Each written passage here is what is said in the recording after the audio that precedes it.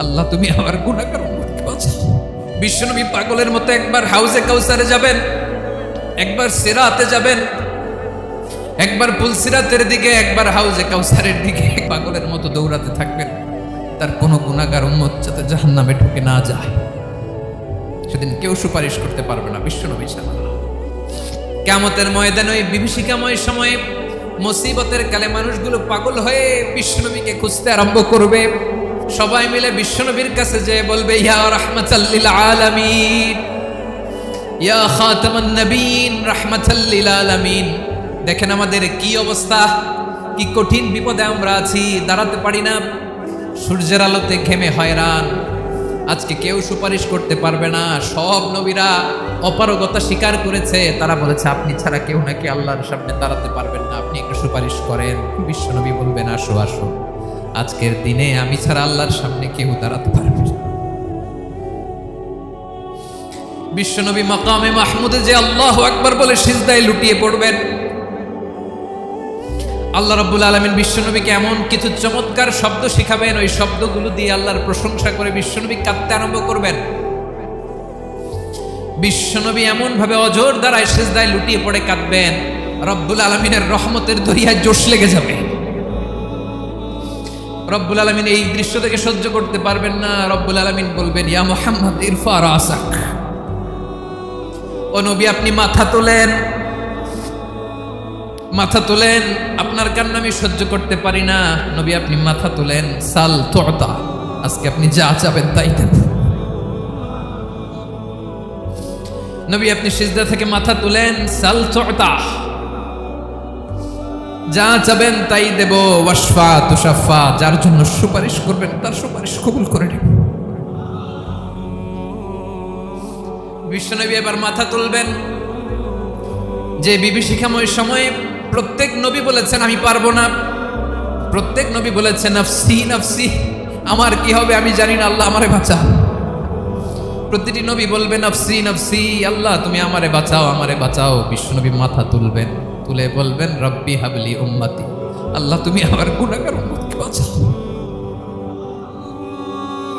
এই দুনিয়ার বুকে রব্বুল আলামিন সব নবীকে একটা করে দাওয়া মুস্তাজাবা দিয়েছেন, মানে যে দোয়া করলে কবুল হয়ে যায় সাথে সাথেই। দাও বিহা, দুনিয়ার সব নবীরা ওই দোয়াটা দুনিয়ায় করে ফেলেছে।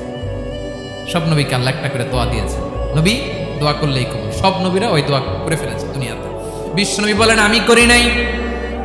ওয়া ইন্নী আখতাবিউ দাওয়াতি শাফাআতান লি উম্মতি ইয়াউমাল কিয়ামাহ, আমার ওই স্পেশাল দোয়াটা আমি দুনিয়ার বুকে কঠিন বিপদে পড়েও কোনোদিন করি নাই। আমি আমার স্পেশাল দোয়াটা কিয়ামতের দিন আমার গুনাহগার উম্মতকে সুপারিশের জন্য রেখে দিয়েছি। আল্লাহ বলবেন নবী ইরফা রাসাক, মাথা তোলেন, আর কাটবেন না। বিশ্বনবী মাথা তুলবেন, আল্লাহ বলবেন সাল তুতা, আপনি যা চাবেন তাই দেব। ওয়াশফা তুশাফা, সুপারিশ করেন, সুপারিশ কবুল করব।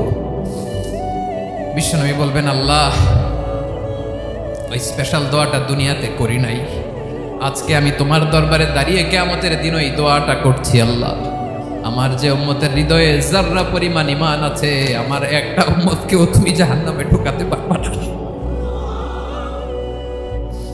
বিশ্বনবী পাগলের মতো একবার হাউজে কাউসারে যাবেন, একবার সিরাতে যাবেন, একবার পুলসিরাতের দিকে, একবার হাউজে কাউসারের দিকে পাগলের মতো দৌড়াতে থাকবেন। তার কোনো গুনাহগার উম্মত যাতে জাহান্নামে ঢুকে না যায়, সেদিন কেউ সুপারিশ করতে পারবে না বিশ্বনবী ছাড়া। এজন্য 5 নম্বর আল্লাহ বললেন মান যাল্লাযী ইয়াশফাউ ইনদাহু ইল্লা বিইযনিহি, কার সাহস আছে, কার এত বড় বুকের পাটা কিয়ামতের কঠিন দিন আল্লাহর সামনে দাঁড়িয়ে সুপারিশ করবে? কারো ক্ষমতা নেই, কারো ক্ষমতা নাই। বিশ্বনবী সেদিন সিজদায় পড়ে উম্মতের জন্য কাঁদবেন, সবাই কাঁদবে নাফসি নাফসি, আল্লাহ আমারে বাঁচাও, আল্লাহ আমারে বাঁচাও। বিশ্বনবী বলবেন উম্মতি উম্মতি, বিশ্বনবী আমার জন্য কাঁদবেন, আপনার জন্য কাঁদবেন, আমাদের জন্য সেদিন কেঁদে কেঁদে জাহান্নামের দরজায় দাঁড়িয়ে আমাদেরকে টেনে টেনে জান্নাতে ঢুকাবেন। এজন্য এই বিশ্বনবীর ভালোবাসা যেন আমাদের হৃদয়ে ভরপুর থাকে। আমার ভাইয়েরা, প্রতি শুক্রবার বিশ্বনবীর উপরে বেশি বেশি যেন আমরা দুরূদ পড়ি। আমরা যখন বিশ্বনবীর সালাম দেই, দুরূদ পড়ি, একদল স্পেশাল ফেরেশতা আছে যারা বিশ্বনবীর দুরূদটা নিয়ে সরাসরি বিশ্বনবীর রওজায় যায়, যে বলে অমুকের বেটা অমুক আপনারে সালাম দিয়েছে। বিশ্বনবী নিজ কবরের থেকে নিজেই সালামের উত্তর দেয়।